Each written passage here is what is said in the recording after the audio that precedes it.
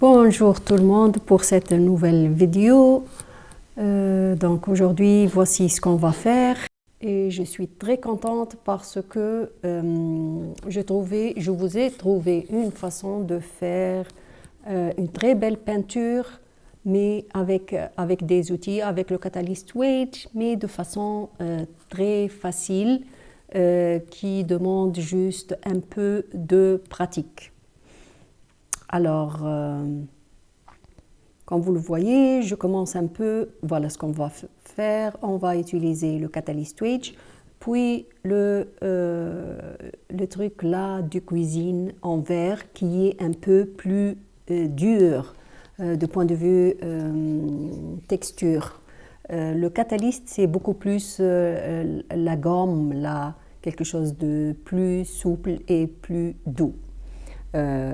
J'ai commencé avec le couteau, mais c'était pas facile, donc j'ai abandonné, même pour déposer la couleur, mais maintenant je préfère le faire avec le catalyst wedge. Donc, comme on dit en anglais, bear with me, parce que moi aussi je suis en train de pratiquer cette nouvelle technique. Je ne l'ai pas encore perfectionnée, mais ça va venir avec la pratique. Donc, je commençais avec une couleur. Maintenant, cette étape consiste juste à déposer les couleurs, et puis tirer. Et je veux continuer comme ça jusqu'à ce que la majorité de la toile soit couverte.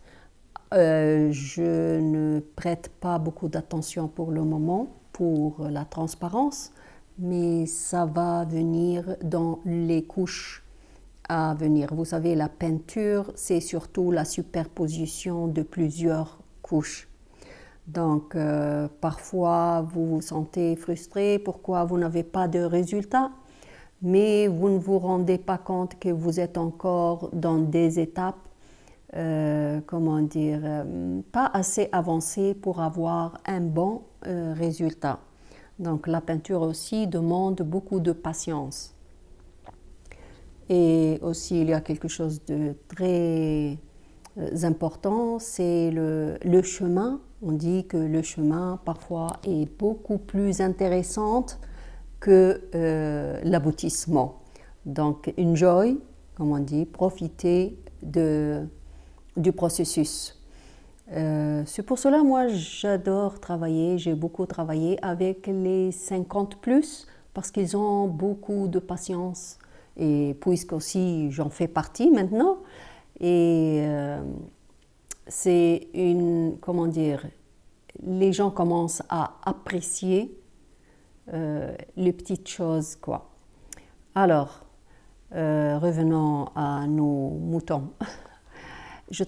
Maintenant, pas de problème parce que j'ai travaillé avec le vert et le bleu. La superposition des couleurs entre ces deux couleurs proches ne pose pas de problème.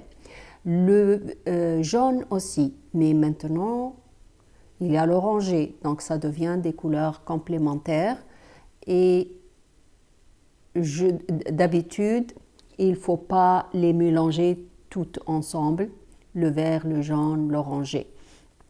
Mais dans cette technique, pas de risque, c'est-à-dire pas de problème. Comme vous voyez, je ne suis pas très agile à ce stade-là, comme je vous ai dit, comme vous. Je n'ai pas assez de recul et de pratique pour maîtriser complètement la technique, mais pas de problème, tout est récupérable.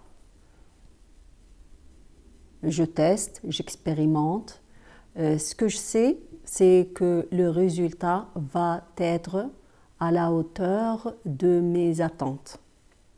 Voilà, par exemple, pourquoi j'ai fait ça, mais je ne sais pas. Vous savez que je fais des commentaires après que la vidéo soit faite pour le moment parce que c'est très difficile de trouver le temps, surtout si on travaille, pour faire des très bonnes qualités de vidéo et une synchronisation parfaite avec le son. C'est pour cela, je vous demande toujours de vous inscrire. Je sais que les gens ne veulent pas s'inscrire par crainte, ils veulent être dans la sécurité et la confidentialité, mais à la fin, c'est-à-dire c'est les défis et on doit tous accepter un peu les, comment dire, les risques, quoi. Alors, donc voilà, on met la couleur. J'essaie de temps en temps de faire des touches arrondies que je garde parfois, mais que je néglige d'autres fois, pas de problème. Maintenant, c'est la vaporisation de l'eau. C'est une parmi d'autres techniques pour fluidifier et créer la transparence. Et par cette occasion, je vous informe que je vais faire des vidéos qui se concentrent sur l'utilisation des matériaux. Si vraiment vous avez besoin de ce genre de vidéos, laissez-moi savoir dans la description parce que ça demande beaucoup de temps. Et donc, il faut que je décide de faire cette vidéo, combien on peut ajouter d'eau à l'acrylique. On voit parfois sur YouTube quelques peintres qui travaillent avec de la peinture très fluide. Oui, ça existe, la peinture fluide, mais il exagère en ajoutant de l'eau. Et vous me demandez, il y a quelques personnes, est-ce que c'est faisable ou pas?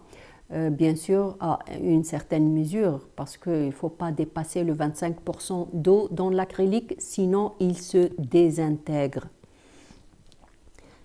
Et donc, qu'est-ce qu'on peut utiliser? Je vais essayer de faire une vidéo qui explique qu'est-ce qu'on peut utiliser pour avoir cette transparence et pour travailler mieux avec le catalyst wedge.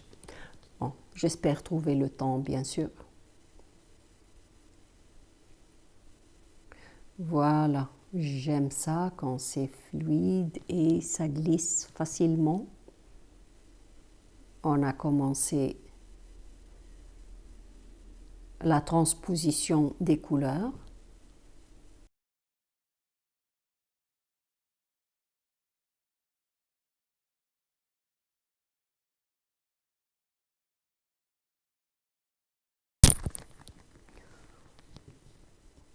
J'aime beaucoup comment les choses se tournent.